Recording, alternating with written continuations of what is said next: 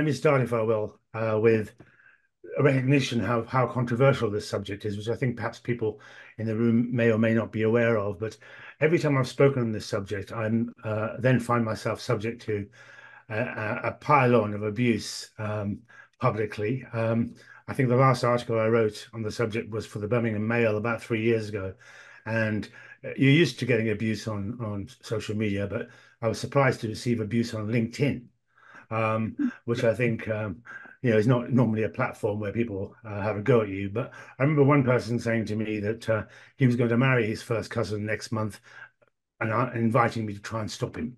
And I think I realized then that this was a subject that wasn't going to go away, but one that clearly is one of great controversy. But nonetheless, it hasn't prevented me from speaking up, and I continue to do so. And I want to share some of my thoughts with you this evening. Now, the issue of cousin marriage, and I tend to draw a distinction between first cousin marriage and any other type of cousin marriage, because I think the research is, particularly scientific research, is pretty clear when it comes to first cousin marriage, and that's a much easier argument to make than to talk about other cousin relationships. So I will be focusing on first cousin marriage myself specifically based on those are the kinds of things that I've had to speak on and deal with. And I should say at the outset, yes, I'm Chancellor of the University of Manchester. Yes, I'm chair of the Church of England Safeguarding Panel. I'm chair of the Lowry Theatre and a board member of the Creative Industries Standards Authority, and I'm not speaking for them at all. So I make it very clear that I'm not speaking on behalf of any organisation in which I have a governance role, so that nobody sends abuse at them. Right. Well, I mean, this issue of first cousin marriage is at the intersection, in my view, of not just law, but of culture, science, and ethics. And it's one that, as I've said, sparks a debate and raises questions of tradition, morality, and public health. It's not a new issue. I think, Rebecca, you mentioned Charles Dickens. If I remember rightly, Charles Dickens did marry his first cousin. And of course, every time I talk about this subject, people remind me that Queen Victoria married her first cousin, and therefore that gives them a get out of jail card in respect of their relationships. That's how they respond every time this issue is raised. However, as I said, it's not a new issue. It's existed across cultures, religions, and societies for centuries, and in many places it's been an accepted, even respected practice. Yet in the modern world, and I try and make the point that things have changed and things have moved on. Cousin marriage now remains a subject of considerable debate. Some view it as a cultural norm, others as a dangerous practice that risks the health of future generations. In some places, as you know, it's already legally prohibited. In others, it's allowed with very few restrictions. I want to explore, if I can, the complexities of cousin marriage and make the case, I hope, for what I've called the thoughtful, nuanced approach in a world that is rapidly changing. And I think I say that because when we lived in villages everywhere, and there were 12 people living with us, and that was our experience. Our whole life was around those 12 people. Well, obviously, in those situations, you were limited in whom you could marry, and if you ended up in a first cousin marriage, well, you ended up in a first cousin marriage. But we went from villages to towns. We went from towns to cities, and we went from cities to global. And I think that's why the world has changed. And so I suppose the reason why first cousin marriages seem to be yeah, in existence has diminished as the world has become more global. And I make that case, but at the same time, if I share a little bit of my own family background, my family come from the northwest frontier of Pakistan, and they moved to Birmingham before I was born. And when they moved, and a lot of immigrant families do this, they tend to move and live together in very close proximity to other immigrant families. It's a sense of security. It gives people some confidence that things haven't changed dramatically, even though Physically, they have moved 7,000 miles. So the village mentality, if that's not too strong a word or stronger words, was retained in some respects within immigrant communities, particularly in the 60s and 70s when I was growing up. And there was a preponderance of first cousin or certainly cousin marriages, but first cousin marriages because again, the people that you were surrounded by, the people that you knew, were people who were you were related to in some way, shape, or form. So again, I could understand, if that's the right phrase, what was happening at that time. But as we moved on over the decades that we've been here now, 6 decades in the case of my family, um, generations have changed, and the expectations of young people have changed, and they are not as keen on marrying their first cousins or cousins as they previously perhaps had been or had been pressured into being. And I think one significant change that perhaps some communities in this country haven't reflected on with the continuing use of first cousin marriages in certain parts of the country more so than others. And I think that's something that I would like and I want to and regularly talk about, but want to talk about when I talk to communities themselves about how they should be addressing this issue, that they shouldn't be living in the past, should be thinking about the future. Now, I think it's you all know the main risks here, the genetic risks, the health concerns. There are undoubtedly people more learned than I am in the room, but the most commonly cited reason for legislating against cousin marriage is the potential for increased genetic risks to offspring. And when cousins marry, as you know, they share a high proportion of their genetic material, and this increases the likelihood of particularly recessive genetic disorders manifesting in their children. Now, I say this as I also recognize that the risk is still small. So, some data I've seen says that in a normal a non-cousin marriage where they aren't related, the risks are perhaps 2 to 3%. In a first cousin marriage, that could be as high as 7%. So it doubles or triples, but it still means that 93% or thereabouts of children born to first cousin marriages are absolutely fine. So I think we need to be clear about the fact there is an increased risk, but also recognize that the risk is not so overwhelming that it requires the kind of urgent action that perhaps some people would call for. Um, the scientific studies show that the children of first cousins have a high risk of birth defects, of congenital diseases, genetic disorders. However, as I said, the risk is still relatively low compared to other factors. Um, Somebody said to me, I don't know if this is true, I'm not a scientist, that maternal age, actually, if you are a woman over, I don't know, say 45, having a child, you have roughly the same risk as first cousins. I'm told that's untrue by some people. I'm told it's true by others. And this is what happens when you have a controversial debate. There's sometimes the data and the science is manipulated and perhaps not as clear as it ought to be.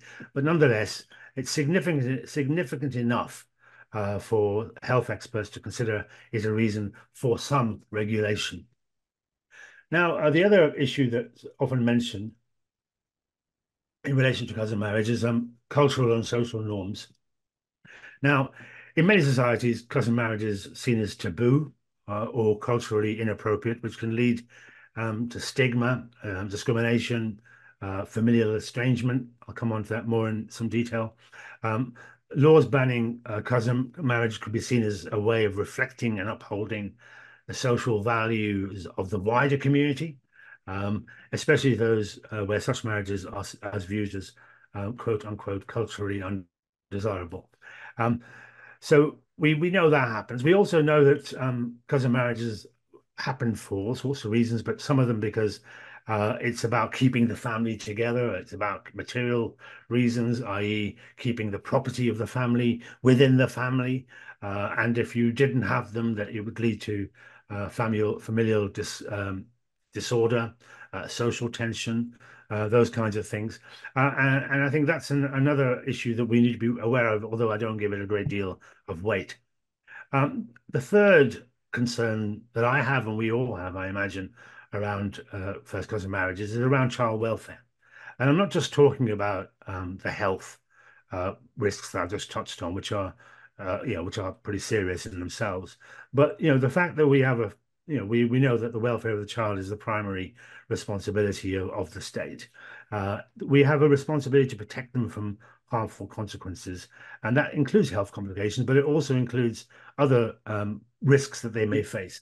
And in this regard, I missed all of Rebecca's lecture, but I wondered if she mentioned forced marriage. And your forced marriage was criminalized by the last government about 10 years ago now. And you may or may not recall, I actually led on a base abuse and forced marriage for the Crown Prosecution Service since the early 2000s. And in fact, I organized not only the first national conference on the subject, but a subsequently US State Department told me it was the world's first conference on illicit abuse and forced marriage. And it was important to raise the issue because what we were dealing with was the scale of it, 10,000 or thereabout forced marriages a year, um, a significant number of homicides. The last data I saw was something like a dozen homicides a year, which are so-called honor-related. And invariably, they relate to familial disruption of some kind, i.e., and in some cases, a child refuses a cousin marriage. And having refused a cousin marriage, the impact is very serious, potentially homicidal. And I think that's something that we perhaps mustn't lose sight of.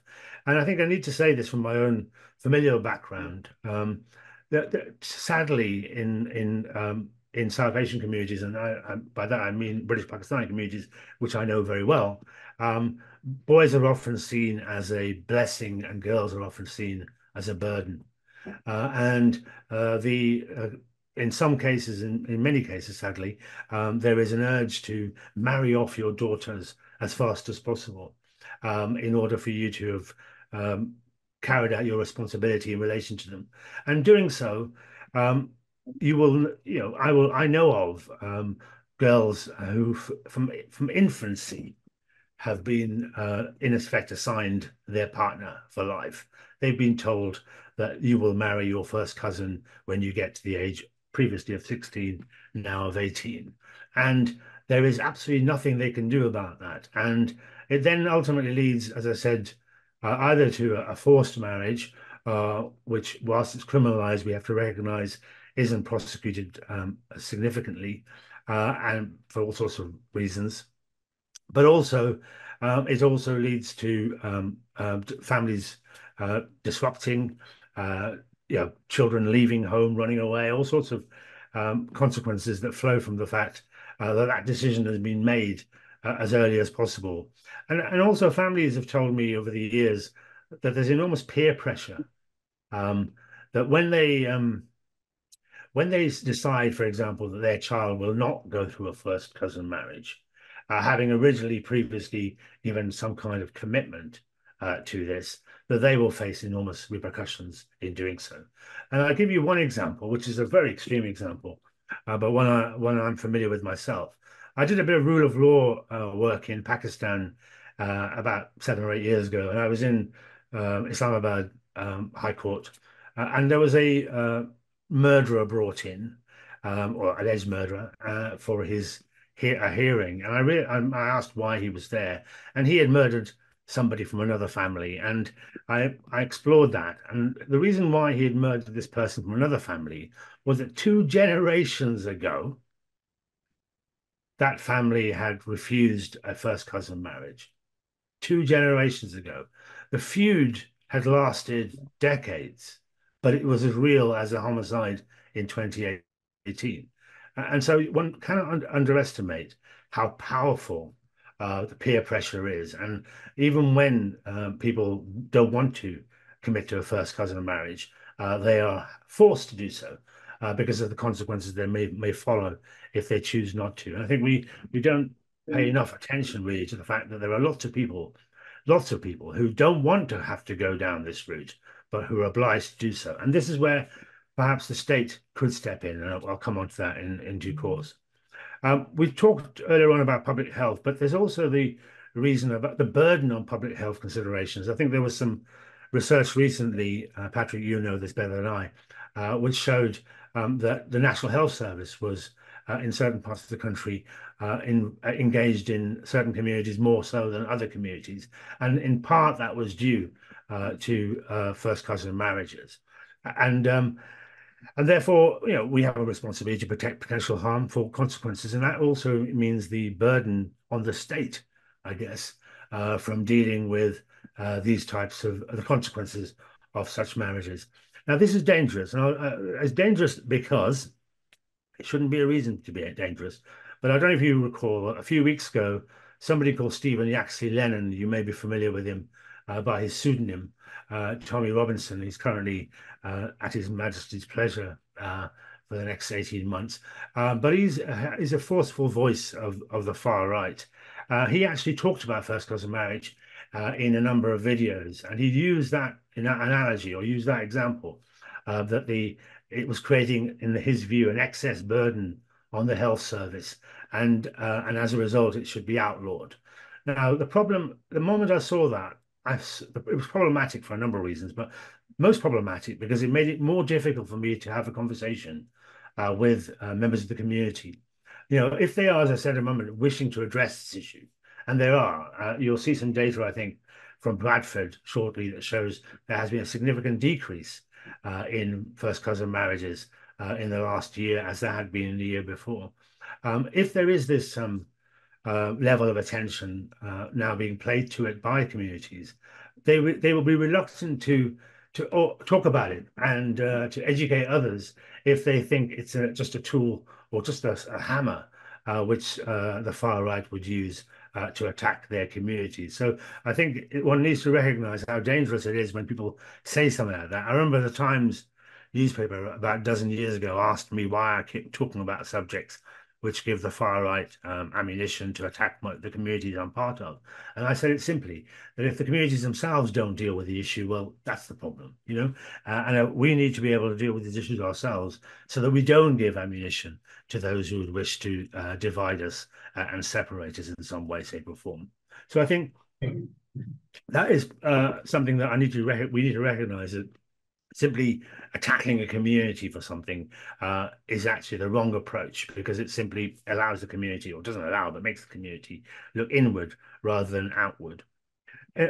Other issues, I mentioned earlier on about coercion or forced marriage, but we need to prevent coercion. Coercion takes many forms, and particularly in patriarchal societies, when a child is forced to do what her parent or their parents tell them they must do. And I think we need to find the means by which we can persuade, if at least, parents and those who have responsibility for children to ensure that they protect the most vulnerable in society and don't force them down that route. Now, again, I'm aware of instances where a disabled child is married off to a first cousin on the basis that they'll never find another partner. And so what we need to do is to provide support to families who have disabled children.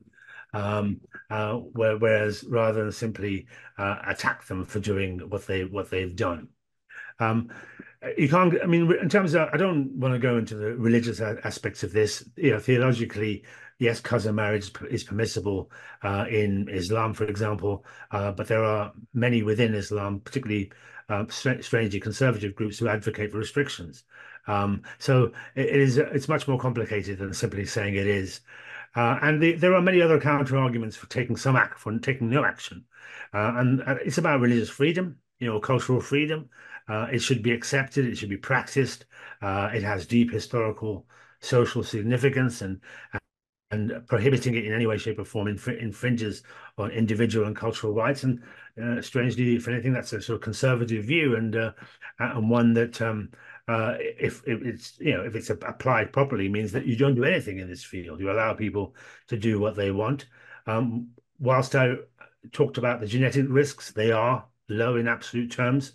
and some researchers argue that the evidence is not conclusive enough to justify widespread legal prohibition. But that again, the jury's out on that one.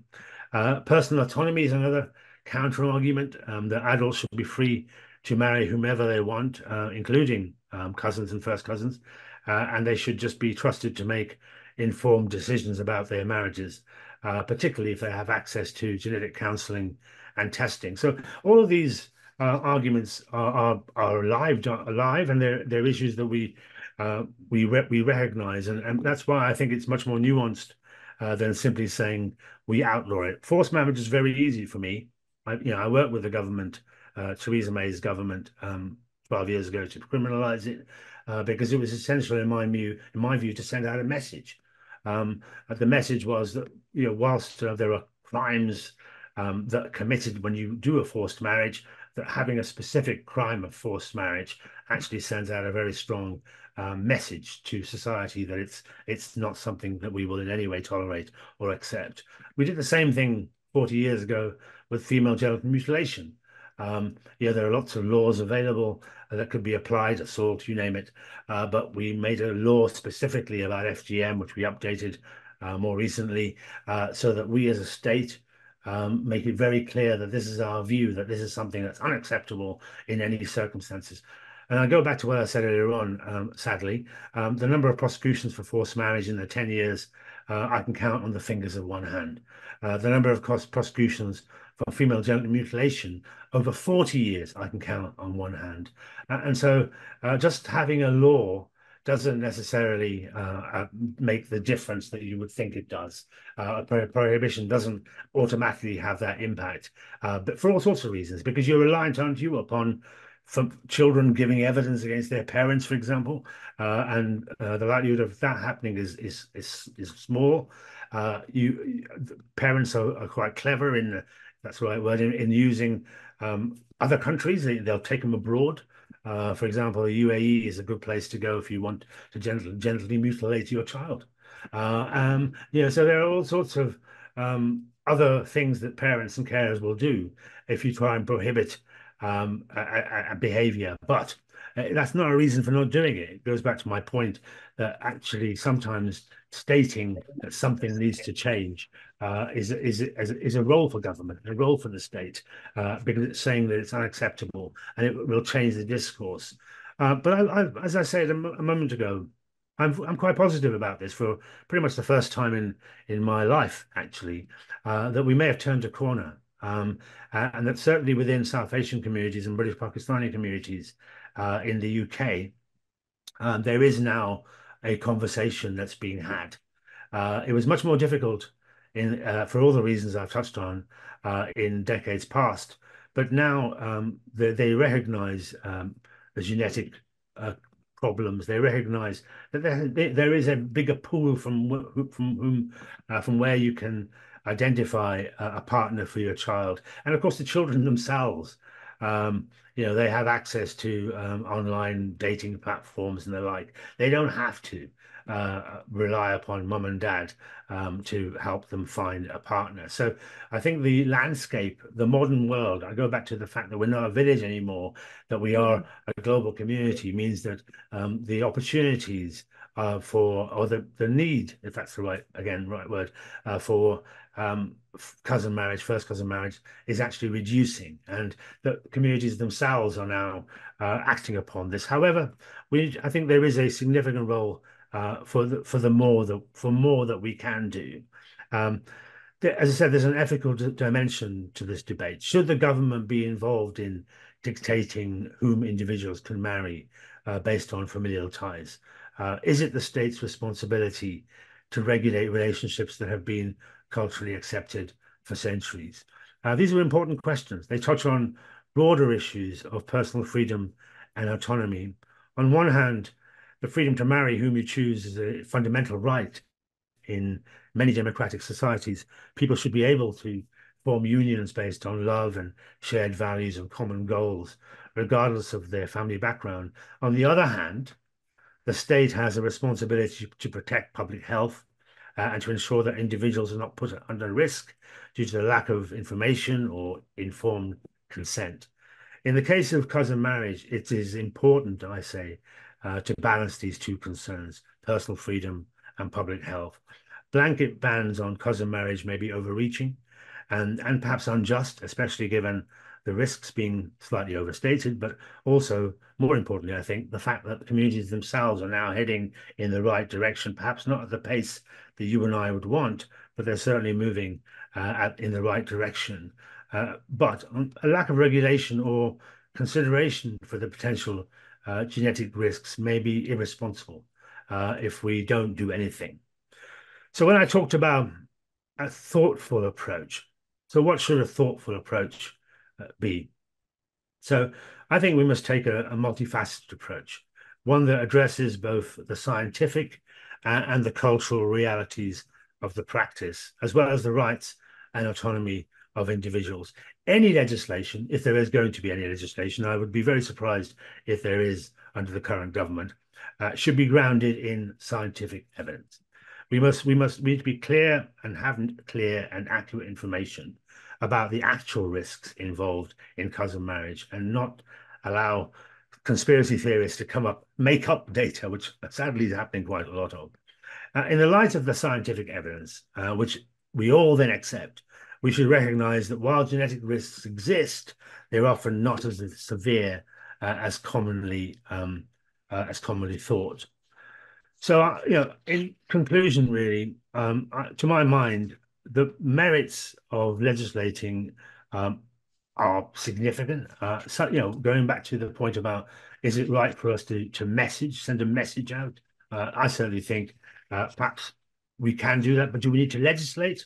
I'm not entirely sure about that, particularly given what I said a moment ago about the fact that the direction of travel amongst the communities themselves is positive.